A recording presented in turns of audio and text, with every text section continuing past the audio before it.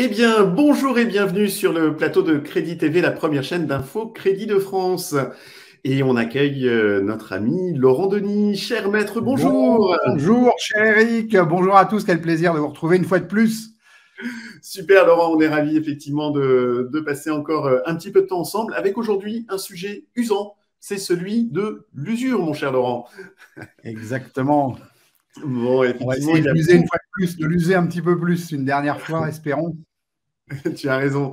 Effectivement, un sujet qui fait couler beaucoup d'encre, particulièrement depuis ces dernières semaines, avec, on sait, ce que l'ensemble de la profession appelle l'effet de ciseau, hein, que l'on rencontre entre, d'un côté, la baisse des taux d'usure et de l'autre, l'augmentation des taux d'intérêt proposés par les établissements bancaires, principalement sur du crédit immobilier. Et on le sait, ça a aussi des conséquences sur le regroupement de crédit, en tout cas pour les prêts assujettis à la réglementation dite LS2. Alors, objectif aujourd'hui, Laurent, c'est de comprendre ce qui se passe et puis aussi et surtout de faire des propositions par rapport à ce problématique taux d'usure. On va articuler l'émission autour de trois questions principales, cher Laurent, si tu en es d'accord. D'abord, dans un premier temps, on va revenir sur les raisons qui font que le taux d'usure est aujourd'hui un enjeu pour les intermédiaires en crédit, bien sûr les auditeurs de Crédit TV. Dans une deuxième partie, ensuite, si tu en es d'accord, toujours, on parlera des principes de détermination de l'usure en France. Et aussi et surtout, dans une troisième partie, on parlera des moyens de lutter contre les effets négatifs de l'usure en situation de remontée de taux. On est en plein dans l'actualité de notre métier, cher Laurent. Alors, on y va. On passe donc à cette première question. Pour quelles raisons le taux d'usure est un enjeu pour les IOBSP? Laurent, c'est à toi pour tout comprendre sur ce sujet. C'est quoi un enjeu finalement? C'est quoi les enjeux aujourd'hui pour les IOBSP? On peut se poser cette question-là avant de répondre à la question de savoir pourquoi l'usure en est un. Ben, fondamentalement, l'enjeu central dans l'activité, en tout cas tel qu'on peut le voir de notre fenêtre, c'est le respect du droit. C'est le respect du droit dans plein de domaines. La pratique du courtage en crédit sans convention de partenariat, l'assurance emprunteur, les attestations de refus, pour citer encore un exemple. En matière d'usure, on est à nouveau dans la même situation. On a évoqué ici dans une autre émission la question du calcul du TAEG. En réalité, ce que tu évoquais tout à l'heure comme un effet de ciseau, pour pousser les métaphores d'outils, c'est plus un effet de tenaille, avec deux pinces, une qui est le taux d'usure et l'autre qui est le TAEG, justement. Et les deux vont bien ensemble pour resserrer de façon très négative une situation qui devrait être plutôt prise en main et sous contrôle. Donc pourquoi c'est un enjeu? Bah, évidemment parce qu'on a cette difficulté de contrôle. Très simplement, tous nos amis intermédiaires et courtiers vivent tous, que tu vis toi également, Eric, professionnellement comme eux, qui est la conjonction de la remontée des taux et puis un taux d'usure qui, lui, a un calcul plus inerte, plus lent et qui reste collé au plancher. Donc cette déflagration de situation entre les taux qui remontent et le taux d'usure qui est bas crée cet effet de pincement qui, tout simplement, évince du crédit certains emprunteurs, et y compris, bien sûr, c'est là le problème, des emprunteurs solvables. Donc ça concerne les IOBSP, les courtiers en crédit, au premier chef. Je dirais que ça concerne également de plus en plus les banques. On les sent inquiètes et aussi dans l'interrogation hein, sur l'évolution du taux d'usure. Et puis, bien entendu, c'est une difficulté parce que ça mobilise, comme toujours, à chaque fois que ça mobilise la collectivité pour une question, ça mobilise cette collectivité. Et on a aujourd'hui des défenseurs d'IOBSP qui sont préoccupés par d'autres sujets, en particulier par la réforme du courtage. Les nouvelles associations professionnelles représentatives agréées pourraient s'occuper de ces questions-là. Certaines s'en occupent d'ailleurs très activement. On pourrait dire qu'aujourd'hui, le vrai défenseur de l'intermédiaire, celui qui s'affiche comme un défenseur des intermédiaires, c'est vraiment celui qui prend à cœur de défendre toutes ces questions de respect du droit, quelles qu'elles soient, et aujourd'hui en particulier la défense du taux d'usure. Et beaucoup de personnes sont mobilisées, bien entendu, sur cette question-là. Très bien, merci beaucoup Laurent pour ces rappels. Je voulais illustrer nos propos du jour concernant les problématiques d'exclusion des candidats à l'emprunt pour cause de taux d'usure. On a interrogé bien sûr plusieurs IOBSP sur le sujet. Classiquement, il y a deux types de clients principalement touchés par ce sujet. On pense assez aisément la problématique des seniors qui ont un coût d'assurance emprunteur qui va être plus élevé compte tenu de leur âge. Et effectivement, mathématiquement, du coup, certains se voient exclus des possibilités d'accéder à la propriété. Il y a un autre phénomène qui devient de plus en plus important aussi, ce sont pour les jeunes primo-accédants qui souvent sont un petit peu pénalisés par les barèmes des banques. On le rappelle pour nos éditeurs, la plupart des établissements bancaires ont des grilles de taux qui évoluent en fonction du profil de l'emprunteur. Et de jeunes primo-accédants avec des revenus encore relativement modestes et très peu d'apport ont très souvent un taux d'intérêt plus élevé qu'un profil premium. Et là aussi, comme pour les seniors, c'était une problématique d'assurance qui amène à une contrainte d'usure, pour les jeunes primo-accédants, c'est tout simplement la contrainte de la grille de taux interne de la banque. Et on a interrogé aussi quelques banques sur le sujet. Plusieurs nous ont répondu, mais sous couvert de l'anonymat. Donc, évidemment, je ne vais surtout pas prononcer de nom de réseau ensemble aujourd'hui, mais une banque nous a confié, enfin, un responsable de prescription IMO nous a confié qu'aujourd'hui, c'est 20% des dossiers qu'il traite qui sont écartés pour cause d'usure. 20%, c'est un chiffre que je trouve assez énorme. Donc, n'hésitez pas en commentaire sur notre chat YouTube à commenter, à nous faire part aussi de témoignages, que vous soyez IOBSP, bien sûr, mais aussi banquier.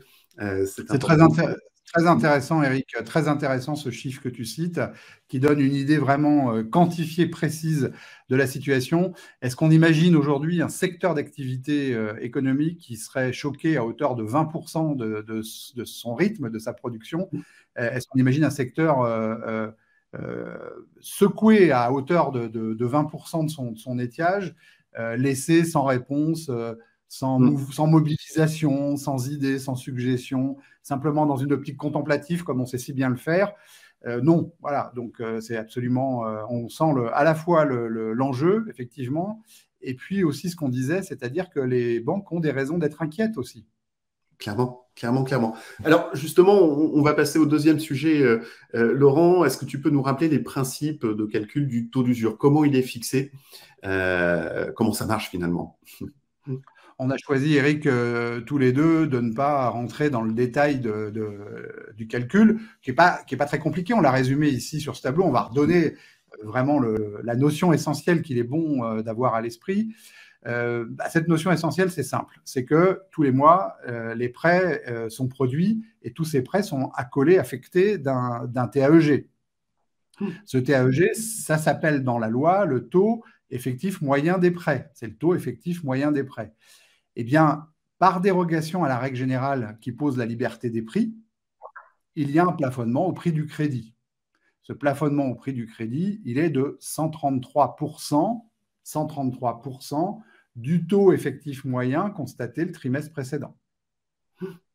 Et tout ça est décliné de façon assez subtile maintenant, selon les natures de prêts, au moyen de calcul assez approfondis, effectués par des équipes spécialisées de la Banque de France.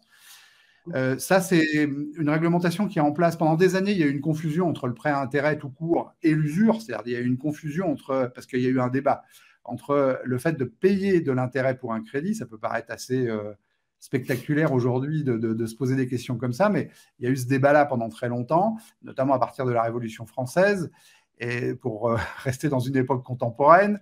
Et puis ensuite, on s'est dit, oui, le prêt à intérêt s'installe. Ça, c'est la Révolution française qui pose ça et les lois ensuite.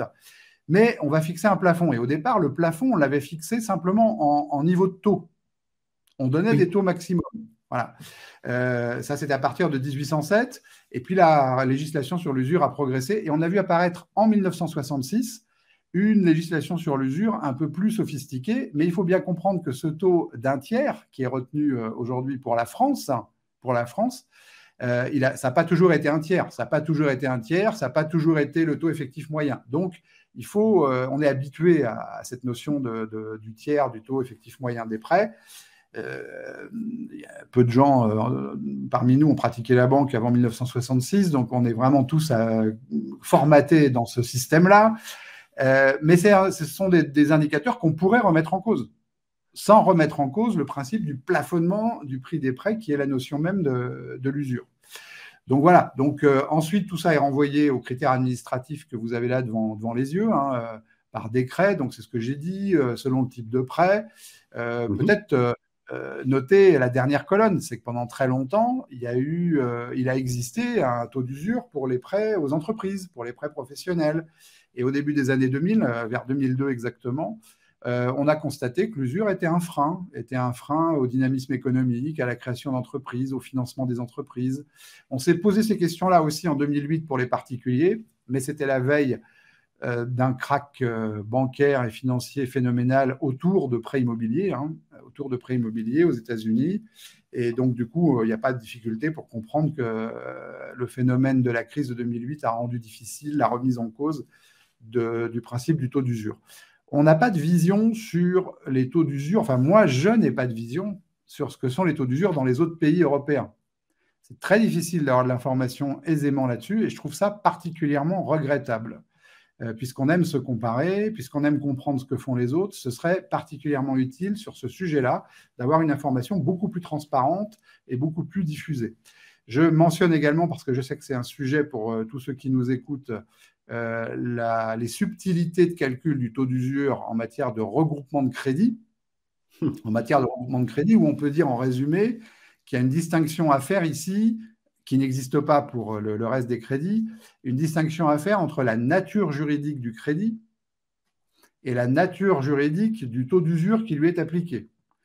Et vous savez qu'on va trouver certains crédits qui ont la nature d'un crédit immobilier, mais parce qu'ils sont assortis d'une sûreté réelle, donc ils sont juridiquement des crédits immobiliers parce qu'il y a par exemple une hypothèque ou l'équivalent, certains de ces prêts n'entreront pas dans le mécanisme de l'usure des prêts immobiliers, mais conserveront le principe du taux d'usure des prêts à la consommation. Donc là, une petite subtilité qui n'est pas d'ailleurs remarquablement documentée juridiquement. Ça pourrait être plus clair.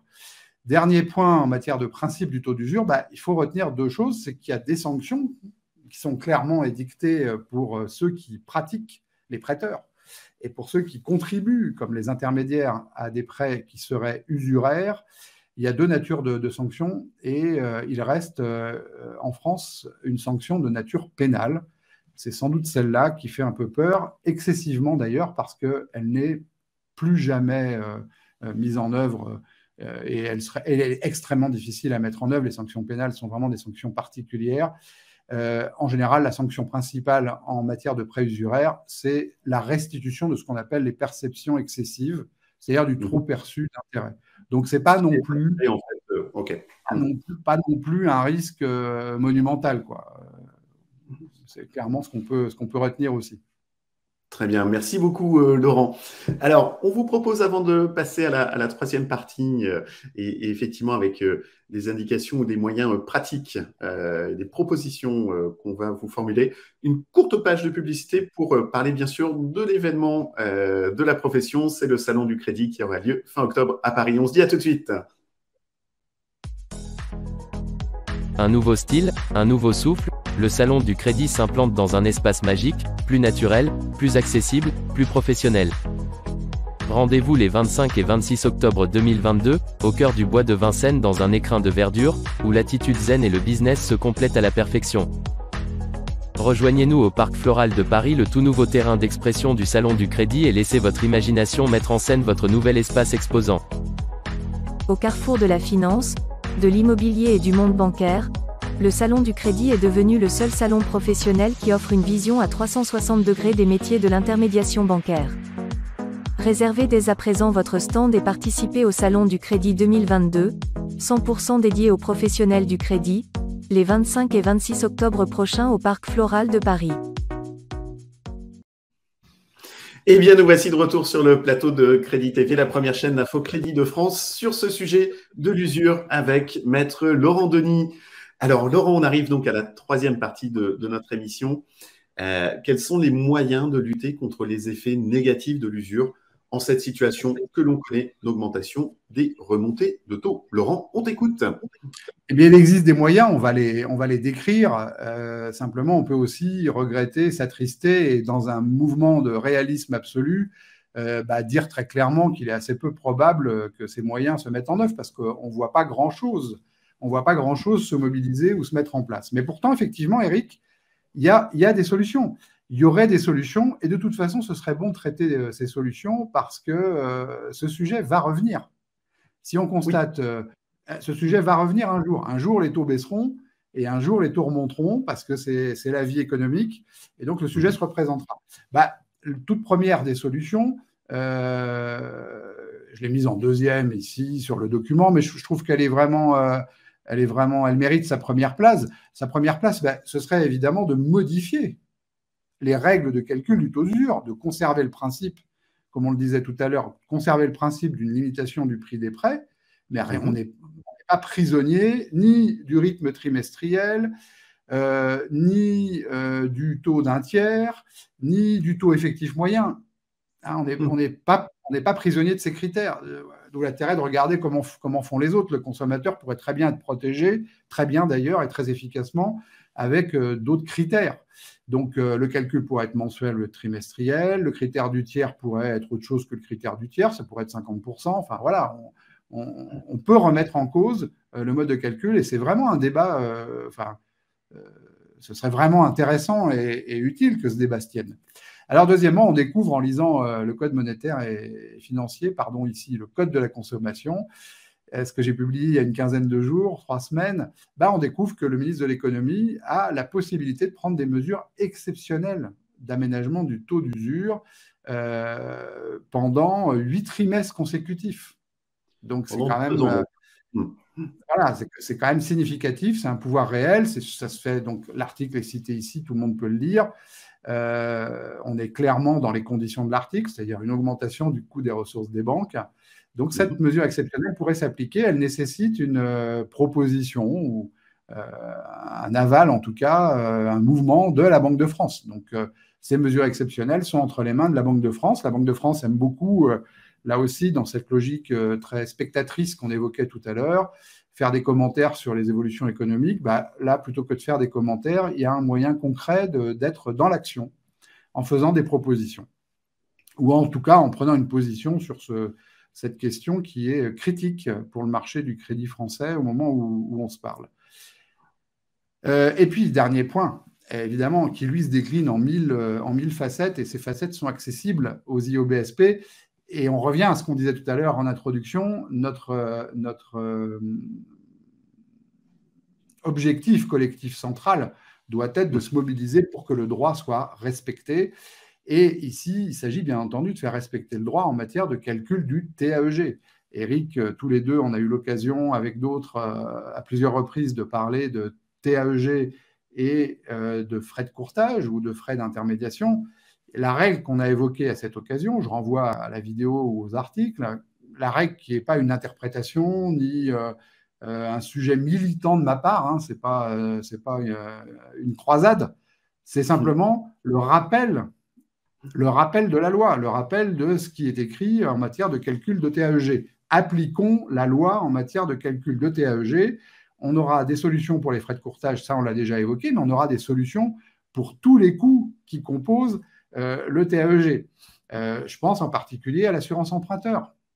Évidemment que l'assurance emprunteur, aujourd'hui, selon quelle est une condition pour obtenir le crédit ou pas, ce qui est la loi, va entrer ou pas dans le TAEG. Et on voit bien dans la pratique toutes les souplesses et les nuances que le jeu sur cette condition d'octroi du prêt, sur les conditions d'octroi du prêt d'une manière générale, on voit bien tous les potentiels et toutes les possibilités que cette règle-là peut apporter. Donc, appliquons correctement les critères légaux en matière de calcul du TAEG, non seulement pour les frais de courtage, mais pour l'ensemble des coûts qui entourent le prêt. Et si on fait ça correctement, on aura une marge de manœuvre sur ces coûts.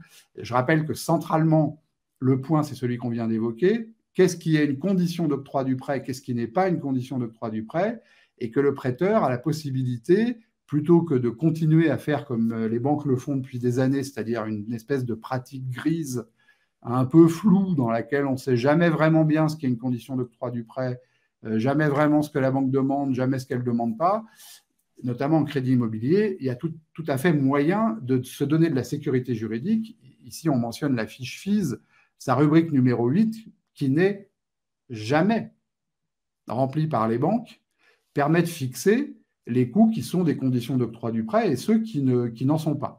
Et dans tout ça, j'ajoute que, pour finir, il n'est pas question d'introduire des termes de débat qui sont complètement étrangers au débat, notamment d'un point de vue juridique en tout cas. Pas question de savoir si les coûts, les services, les courtiers sont des services facultatifs, essentiels, non essentiels, soumis à TVA ou pas. Tout ça est complètement étranger au sujet. Il faut rester focalisé sur l'application de la loi. Moi, sur ce point, je suis extrêmement heureux de voir qu'en 1 an ou 2, on est passé d'un système de négation absolue. Les frais de courtage sont toujours dans le TAEG parce que c'est comme ça. On ne sait pas pourquoi, d'ailleurs. Enfin, les gens n'hésitent pas à répéter ça. On est passé d'une négation absolue au constat de la jurisprudence sur des prêts antérieurs à 2016, de la lecture du Code de la consommation, donc de la loi telle qu'on l'a fait tout à l'heure. Et maintenant, on a des débats qui se focalisent sur qu'est-ce que c'est qu'une condition d'octroi du prêt, qu'est-ce qui n'est pas une condition d'octroi du prêt, qu'est-ce qui permet d'obtenir le prêt aux conditions auxquelles on l'a obtenu. Et donc ça, c'est quand même extrêmement positif. Espérons que ce débat avance très vite et qu'on soit en situation d'utiliser la loi et de l'appliquer de façon à ce que les intermédiaires puissent avoir des marges de manœuvre et calculer des TAEG qui excluent certains coûts. Conclusion de la conclusion, il faut vraiment se sortir de l'idée que le TAEG est pour la fin des temps éternellement un espèce d'indicateur absolu qui recenserait tous les coûts d'un prêt. Ce n'est pas comme ça que la loi définit le TAEG. Le TAEG, c'est une équation, il a une définition, il y a des conditions, et ce n'est pas un panier dans lequel on met 100% de tous les coûts. Très bien, merci beaucoup Laurent pour toutes ces explications. On l'a vu, tu l'as répété et souligné, il y a des pistes. Les choses ne sont pas forcément figées. On peut commencer par rappeler effectivement la stricte application de la législation en matière de calcul du TAEG et donc d'impact sur l'usure. Et puis aussi, ces pistes d'une éventuelle réforme ou de mise en place de mesures exceptionnelles qui pourraient être décidées par Bercy. Merci beaucoup Laurent. On se retrouve très bientôt pour un nouveau format d'émission de Crédit TV puisqu'on va partir à la rencontre d'acteurs du courtage qui vont nous parler de l'actualité de leur groupe, de leur vision du métier et de toutes les perspectives qui en découlent. Merci beaucoup Laurent. On se dit à très bientôt. Nous avons hâte. À bientôt.